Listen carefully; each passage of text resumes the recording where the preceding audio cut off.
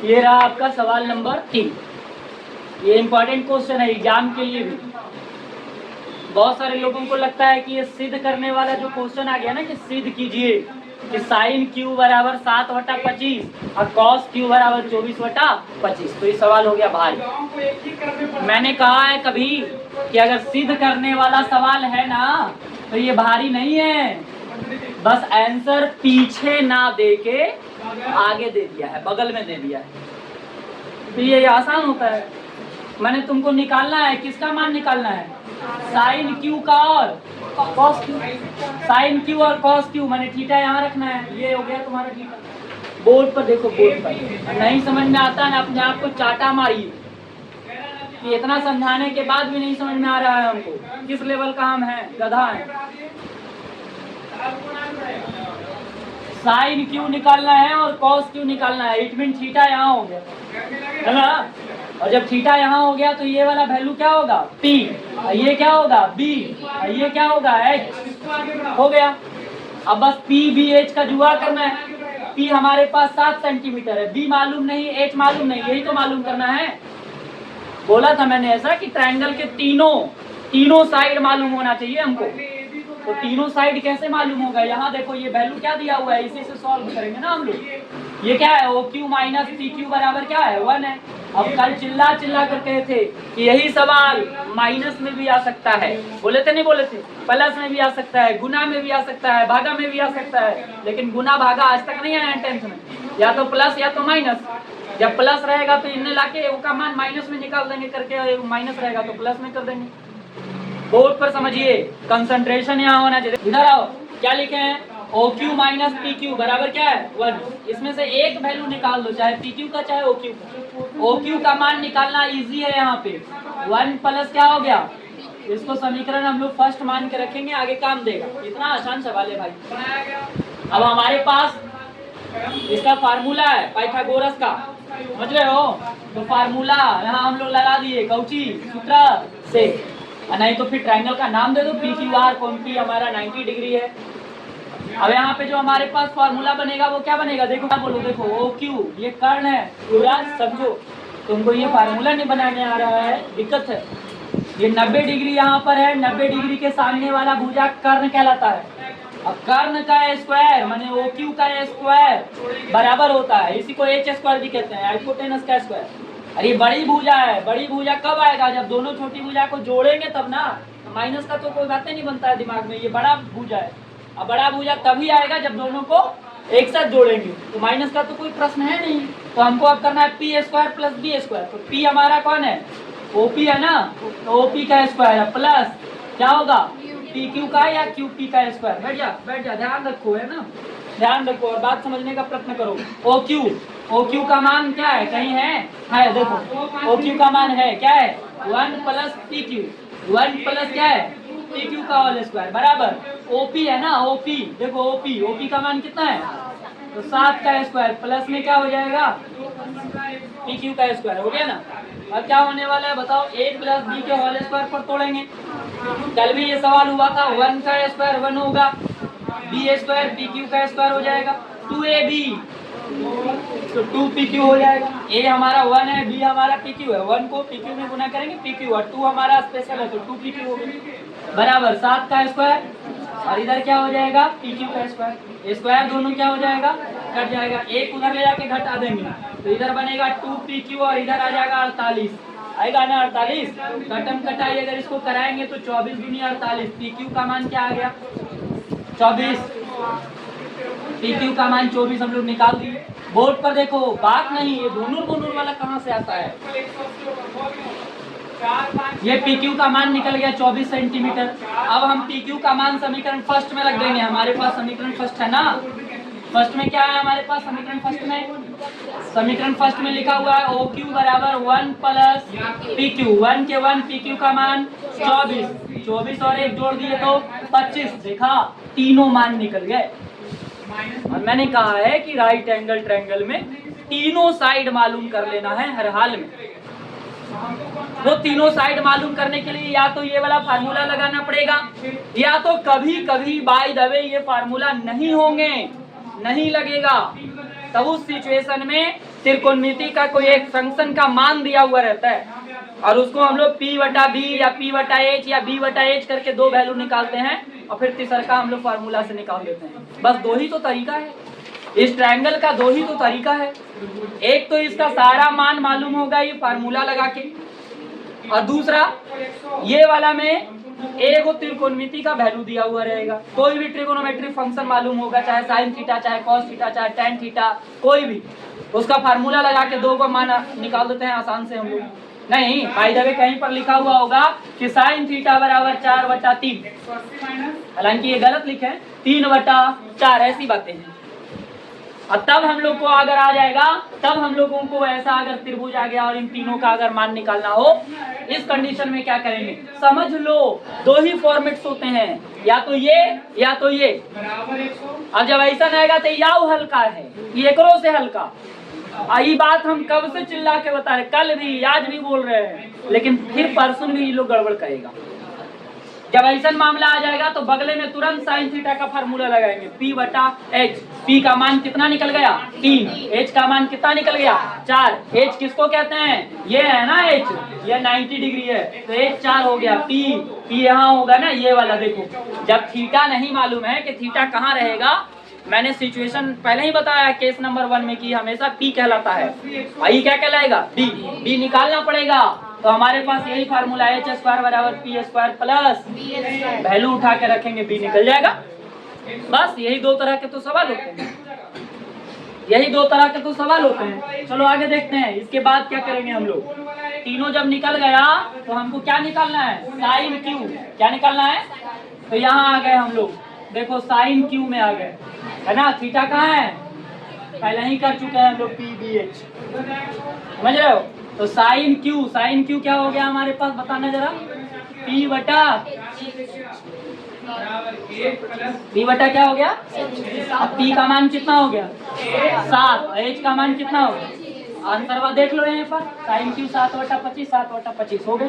बहुत बड़का सिद्ध करना है तो कुछ ही करना है, आंसर यहीं पर दिया हुआ है सिद्ध करने वाला। बस सिद्ध करने वाला को माथा में इतना बड़ा नहीं लेना है। और दूसरा का क्या निकालना है हमको, कॉस क्यू का फार्मूला क्या होता है, B बटा H। B का मान क्या होता है, B है हमारे पास 24, और H कितना है हमारे पास, क्या 24/25 आया, नीचे लिख दिए प्रूव्ड। ये रहा तुम्हारा क्वेश्चन नंबर कितना 3। आगे देखो 6 नंबर प्रश्न। 6 नंबर प्रश्न क्या कहता है, ध्यान दो। यदि साइन A बराबर, देखो क्या आया है, वही सवाल है ना, ये कोई बाहरी सवाल नहीं, अभी जस्ट हम यही वाला शायद लिखे थे। साइन A बराबर क्या दिया हुआ है 3/4। बोर्ड पर देखो, बोर्ड पर तुमको देखना है, तब सिद्ध करना है कि सेक स्क्वायर A का मान बराबर होना चाहिए किसका, 1 प्लस tan स्क्वायर A का मान बटा cosec square A minus cot square A का मान। बहुत बड़ा नहीं है, ट्रिगोनोमेट्री बहुत आसान होता है यदि आप एक बार समझ गए बढ़िया से, तब ये सिद्ध करना है। तो सबसे पहले तो हमको PBH का जुगाड़ करना है, P का मान क्या होगा, B का मान क्या होगा, H का मान क्या होगा। इस तरह का सवाल में तुम क्या देखोगे, एंगल हमेशा एक जैसा मिलेगा। देखो यहाँ भी है, यहाँ भी है, यहाँ भी है, यहाँ भी है, यहाँ भी है, कोई चेंज है इसमें नहीं। चेंज कर दिया तो बड़ा खतरनाक सवाल हो जाएगा, वो चेंज करता ही नहीं है 10th क्लास में। ऐसा सवाल जब भी आएगा सब एक फॉर्मेट में रहेगा। मैंने ट्राइंगल बनाने की आवश्यकता नहीं है, बस खाली PBH का जुगाड़ कर देना है। तो कैसे करेंगे PBH का जुगाड़, देखो बहुत आसान है, बहुत। साइन A, ध्यान दो बोर्ड पर, बात नहीं, P बटा क्या हो गया, P का मान, H का मान, समझो जिनको नहीं आता है ये वाला। अब हमको फार्मूला क्या है, H स्क्वायर बराबर P स्क्वायर प्लस, बोर्ड पर ताको, H का मान कितना है 4 का स्क्वायर, P कितना है हमारे पास 3 का स्क्वायर, और प्लस में B स्क्वायर, 16 माइनस 9 हो जाएगा ना, 16 माइनस 9 बराबर B स्क्वायर, कितना हो जाएगा B का मान, रूट में 7। अब ऐसा नहीं है कि रूट में 7, कल ही बार चर्चा कर रहे थे कि रूट में आ रहा है, थक जाइएगा आप लोग, ये गलत है। क्या गलत है, जबरदस्ती है नहीं, हमको यही है करेगा। अब जो लोग बनाए होंगे घर में, रूट 7 आया और गड़बड़ा गए होंगे, खराब है। खराब क्यों होगा भाई, फिर ऊपर से चेक किए होंगे, सही तो है। साथ छोड़ो इसको, आए ही रहा है तो हम लोग क्या कर सकते हैं। अब देखो, अब हमको किसका मान निकालना है, सेक स्क्वायर ए का ना, और फिर किसका, ये वाला। तो दो मान निकाल देंगे। तो पहले एलएचएस से चलेंगे, किससे? अच्छा, दोनों आप बराबर एक बार भी कर सकते हैं, दोनों काम ही सवाल पूरा उतार के एक के बार भी बना के दिखा सकते हैं, समझ रहे हो? और ऐसे भी दिखा सकते हो एलएचएस से। एलएचएस कौन है बताओ? सेक स्क्वायर है ना। और सेक का फार्मूला क्या होता है? चलो एच बटा बी। बैठो, इतना दिन में तुम बताएगा था तो कैसे ही सबके जीवन चलेगा। ए स्क्वायर बोल रहा है तो स्क्वायर भी होगा ना। अब मान बताओ एच का और बी का। एच कहाँ है हमारे पास? एच कहाँ है? 4 है। बोर्ड पर देखो, बी कहाँ है हमारे पास? बी √7 है। बी क्या है? √7 है। और इसका क्या कर दिया हम लोग? ए स्क्वायर कर दिए, है ना। और उसके नेक्स्ट में देखते हैं हम लोग। हेलो, ये हो गया हमारे पास 16 बटा कितना? 7, है ना। ये एलएचएस से करे, सेक स्क्वायर ए का मान हम लोग निकाल दिए। नेक्स्ट में हमारा क्या है? आरएचएस है ना। अब आरएचएस में हम लोग आ गए, ध्यान दो बोर्ड पर। आरएचएस का वैल्यू उठाओ, क्या है हमारे पास? 1 + tan स्क्वायर ए बटा में क्या है? कॉसेक स्क्वायर ए माइनस में कॉट स्क्वायर ए। अब ध्यान देंगे, 1 + tan है ना हमारे पास। tan का फार्मूला क्या होता है? p बटा b। तो p बटा b का स्क्वायर कर दो। लो बोर्ड पर देखो, सीखने का प्रयास करो। और ये क्या है? कॉसेक स्क्वायर ए। तो कॉसेक का वैल्यू फार्मूला आता है ना, h बटा क्या होता है? p। तो h बटा p का whole square minus cot square a, तो b बटा p का होल स्क्वायर। सबका फार्मूला लगा दिए, सबका वैल्यू रखेंगे और कैलकुलेशन करेंगे। तो चलो एक बार यहाँ पे सबका वैल्यू रख के दिखा देते हैं। 1 + p बटा b। तो p और बटा में क्या है? b, यानी 3 बटा क्या है? √7। ध्यान दो, जिनको नहीं समझ में आ रहा है बोलो। 3 बटा √7 का होल स्क्वायर कर दिए। नीचे आओ, h बटा क्या है? p है। तो h कौन है हमारे पास? h 4 है ना, तो 4। अब p कौन है हमारे पास? p हमारे पास 3, तो 4 बटा 3 का होल स्क्वायर माइनस b बटा p। b कहाँ है हमारे पास? b है हमारे पास √7, और p कहाँ पे है हमारे पास? 3 है। तो √7 बटा 3 का होल स्क्वायर। समझ रहे हो? अब यहाँ ध्यान दो ऊपर में, अब इसको कैलकुलेशन कर रहे हैं, क्या होगा यहाँ पे, है ना। अब इधर देख लेते हैं, ये 1 + 3 बटा है ना, 3 बटा √7 क्या है? 3 बटा √7। तो 3 बटा √7 का होल स्क्वायर माने 9 बटा 7। 3 का स्क्वायर 9 और √7 का स्क्वायर, रूट से स्क्वायर कट जाएगा तो 7 बच जाएगा ना। तो 9 बटा कितना हो जाएगा? 7। माने हमारे पास आ गया 1 + 9 बटा क्या? 7। बात समझ में आ रहा है? और नीचे देखो, 4 बटा 3 का होल स्क्वायर माने 4 का स्क्वायर 16, 3 का 9, तो क्या हो जाएगा? 16 बटा 9 माइनस, इधर आओ, √7 का स्क्वायर तो 7 हो जाएगा, और 3 का स्क्वायर 9, माने 7 बटा क्या हो गया? 9 हो गया। कैलकुलेशन करेंगे, इसके नीचे 1 छुपा हुआ है, 7 एलसीएम, 7 प्लस क्या हो गया? 9। नीचे आएंगे 9, 9 का एलसीएम 9, 16 माइनस क्या हो गया? 7 होगा ना। अब ध्यान दो आगे, ये मेन बटा चल रहा है, मेन बटा ये वाला। अब ऊपर देखो, 9 और 7 जोड़ दो, कितना आ जाएगा? 16 बटा में कितना? 7। इधर 16 में से 7 घटा दो, तो कितना आ जाएगा? 9। 9 बटा में क्या हो जाएगा? 9। तो ये तो कट जाएगा ना सब, 9 बटा 9 कट जाएगा, क्या बच गया? यही लाना था क्या? तो 16 बटा क्या आ गया? 7। अब देखो, एलएचएस का मान भी 16 बटा 7 और आरएचएस का मान भी 16 बटा 7, दोनों बराबर आ गए। नीचे लिख देंगे क्या? एलएचएस बराबर क्या? आरएचएस। बात क्या हो गया हमारा? नोट करो। देखो इसमें क्या करना है हमको, कुछ रेशियो का मान निकालना है। हमारे पास कोई राइट एंगल ट्रायंगल दिया हुआ रहेगा, और उस राइट एंगल ट्रायंगल में P का मान, B का मान, H का मान मालूम रहेगा, तो हम लोग उससे अलग अलग थीटा रखेंगे, एंगल का मान रखेंगे, कभी 30 डिग्री, कभी 45 डिग्री, कभी 60 डिग्री, कभी 90 डिग्री, और उस तरीके से हम लोग वैल्यू को निकालना सीखेंगे।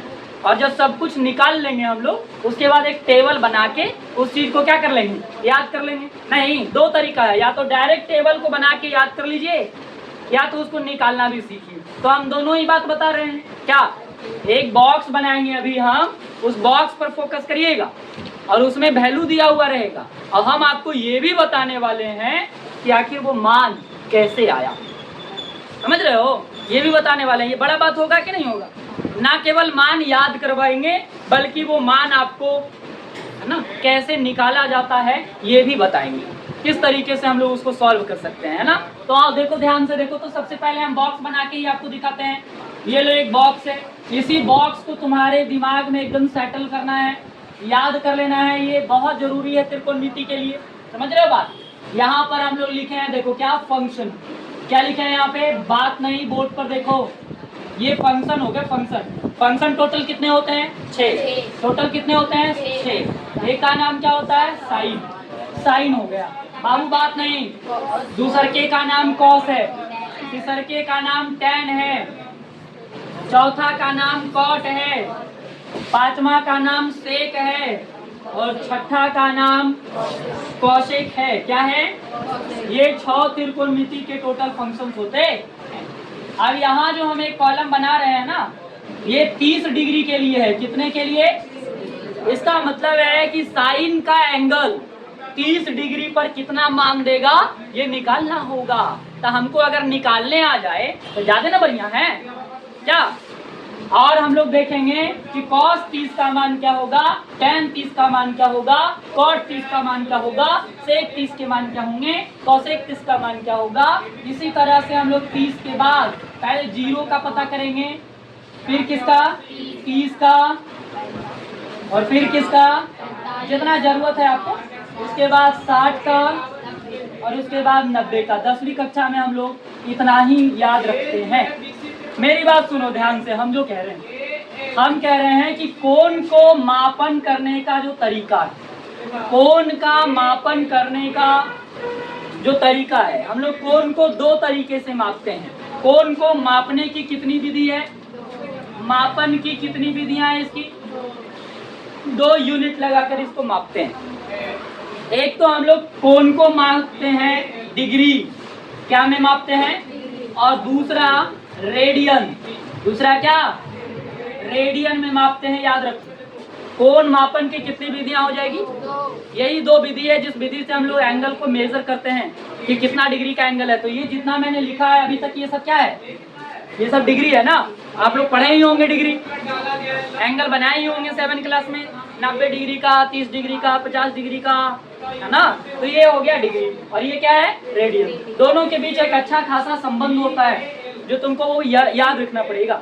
वो याद क्या रखना है कि 1 डिग्री जो होता है, 1 डिग्री का जो मान होता है वो पाई बटा 180 रेडियन के बराबर होता है। रेडियन को C से इंडिकेट करते हैं, बस ये तुमको याद कर लेना है। 1 डिग्री का मान पाई बटा 180 रेडियन के क्या होता है, बराबर। Relation between degree and radian, degree and radian is equal to 1 degree is equal to pi upon 180 radian. ये दोनों के बीच का क्या है, संबंध है ना। इससे हम लोग क्या कर सकते हैं, क्या फायदा है इससे, हम लोग को डिग्री को रेडियन में बदल सकते हैं और रेडियन को डिग्री में बदल सकते हैं। जब रेडियन को डिग्री में बदलेंगे तो ये भी तुमको याद करवा देते हैं।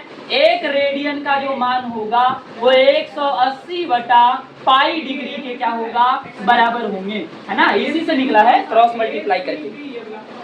1 रेडियन का मान, रेडियन C को कहते हैं, रेडियन को सूचित करते हैं क्या से, और डिग्री को सूचित करते हैं ऐसे 0 लगा के।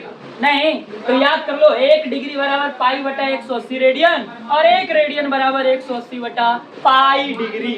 नहीं, इसको समझेंगे तब पता चलेगा कुछ बात। क्या बात पता चलेगा, हमारे पास एक 30 डिग्री है, क्या लिखा हुआ है बताना।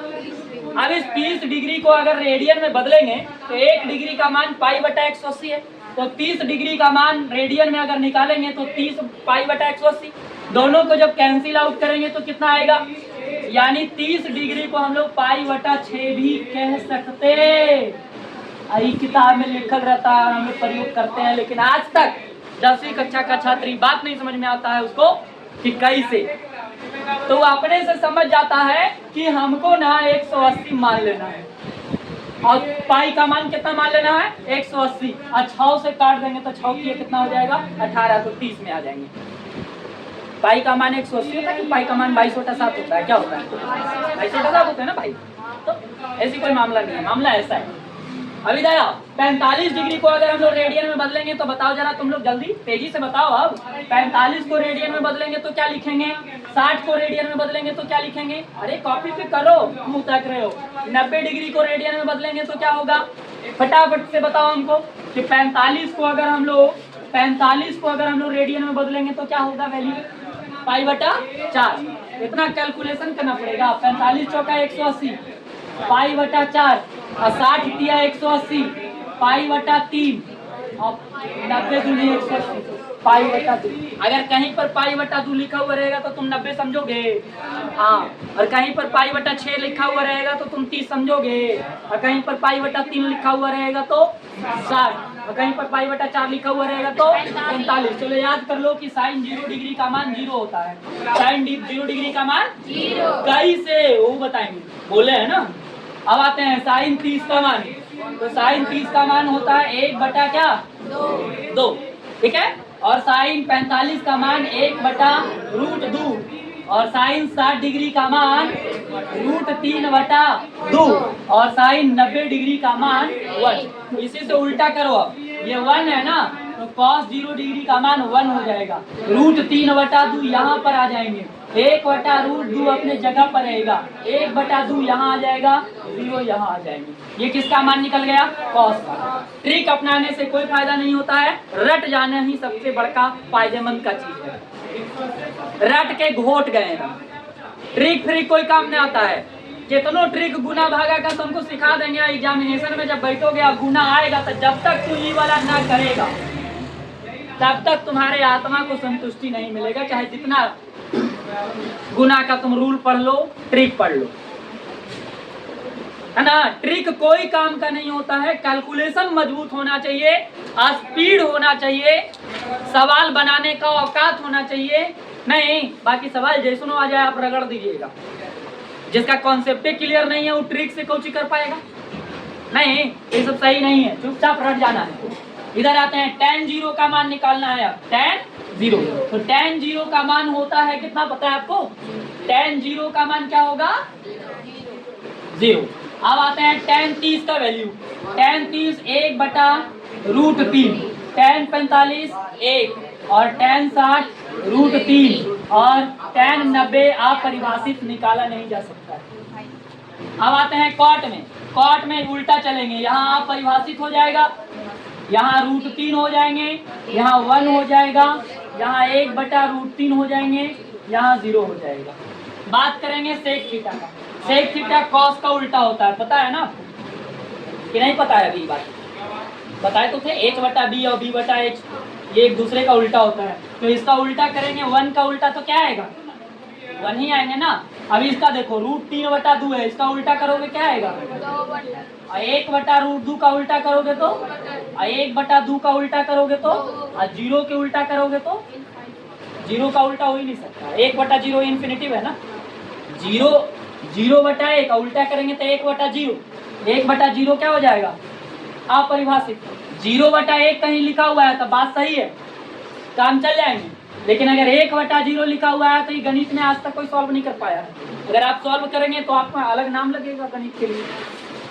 वो यूनिवर्सल ट्रूथ होना चाहिए हर फॉर्मूला में, हर मैथ में, वो जो है कि एकदम सटीक आना चाहिए। समझ रहे हो? अभी भी तथ्य है खोजने का।